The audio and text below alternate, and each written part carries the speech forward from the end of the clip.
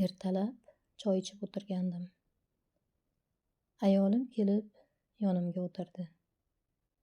Piyolaga choy quyib uzatarkan, asta gap boshladi. Dadasi, bugun siz boshqa bir ayolni kechki ovqatga taklif qilishingizni istayman. Chaynab turgan nonim tiqilib qoldi. Tinchlikmi onasi?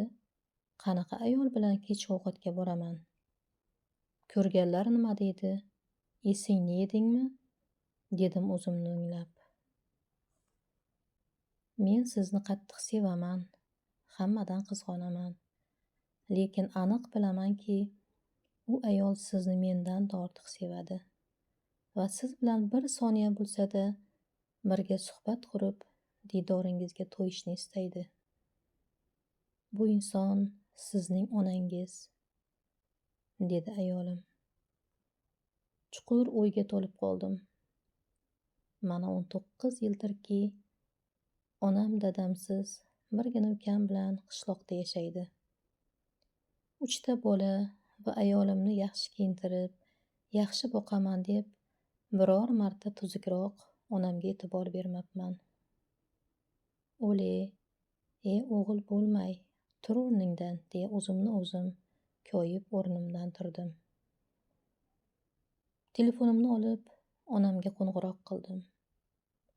Go'shakni ko'tarib o'q. Tinchlikmi bolam? Nima bo'ldi? Buncha barvaqt telefon qilding, deb qoldilar. Onajon, xavotirlanmang. Faqat yomon narsa bo'lishi kerakmi saharlab qo'ng'iroq qilishim uchun? Sizni sog'indim, dedim nafasim qisilib.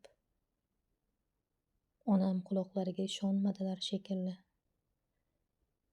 Chunki bu gapni ancha yillardan beri birinchi marta aytishim edi. Bolam, gaplaring yoqmayapti. Xuddi o'limidan oldin vasiyat qiladiganlarga o'xshab gapirma. Nima bo'ldi?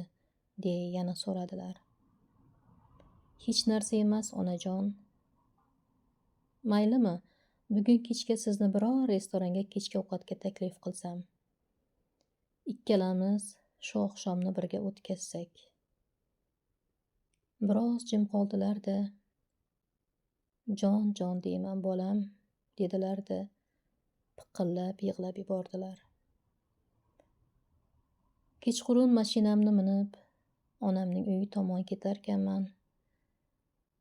Xuddi uzoq kutgan sevgilisi bilan uchrashuv oldidan hayajonga tushib qoladigan oshiqdek. Balki undan ham battar holga tushib, yuragim tez-tez ura boshladi. Yetib kelib to'xtaganimda, havo sovuq bo'lishiga qaramay, onam darvoza oldida kutib turardilar. Onajon, nega chiqib oldingiz? Kelib o'zim olib chiqardim. Sovuqda muzlabsiz-ku. Onam kelib, peshonamdan o'pib so'rashdilar-da, bolam, yuragim toqat qilmay chiqib oldim, dedilar. Onam xuddi uchrashuvga chiqqandek yasanib olganlar.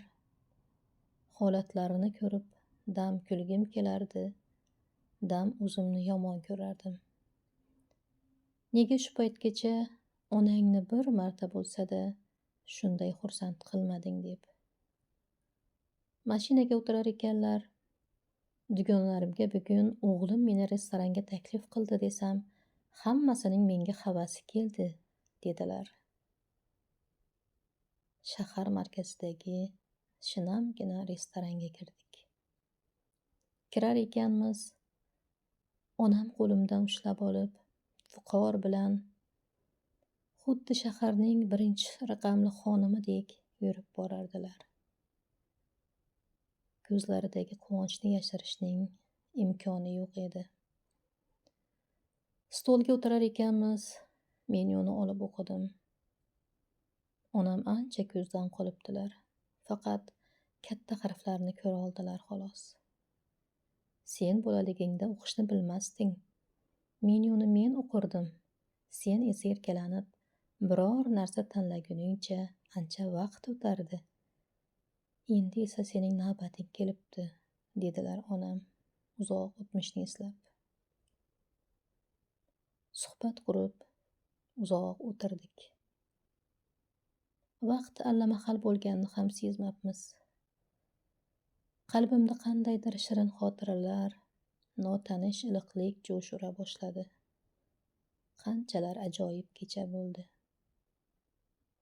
Shunday ayolni nega shu paytgacha bir marta bo'lsa-da restoranga taklif qilmabman? Bu shunchalar ajoyib ekan-ku, deya o'zimni o'zim tergay boshladim. Onamni uylariga qo'yar ekanman. Bolam, sen bilan yana o'sha yerga borishni istayman, dedilar. Bajonidil onajon, unda kelayotgan haftada boramiz, dedim. Lekin bu safar men to'layman restoranning pulini, dedilar qaysarlik bilan. Mayli onajon, siz nima desangiz shu, dedim. Uyga qaytganimda ayolimga rahmat aytdim. Axir u menga ajoyib bir oqshomni o'tkazishda katta yordam berdi-da. Oradan 2 kun o'tmay saharda ukam telefon qilib, aka, tez keling, onamning yuraklari xuruj qildi, deb qoldi. Onamni tirik ko'rish nasib qilmadi. Borgunimcha jonlari uzilibdi. Ma'rakalardan keyin ukam bir konvert tutqazdi. Onam berib qo'ygan ekanlar. Ochdim. U yerda bir parcha qog'ozga xat qoldiribdilar. Bolam, va'da qilganimdek avvaldan borib restoranga 2 kishilik kechki ovqatni hisoblatib, pulini to'lab keldim. To'lov qog'ozi ham shu yerda. Balki o'sha kungacha men yetib bormasman. Lekin sen albatta ayolingni olib o'sha yerga borgin. Ikkalamiz o'tirgan joyga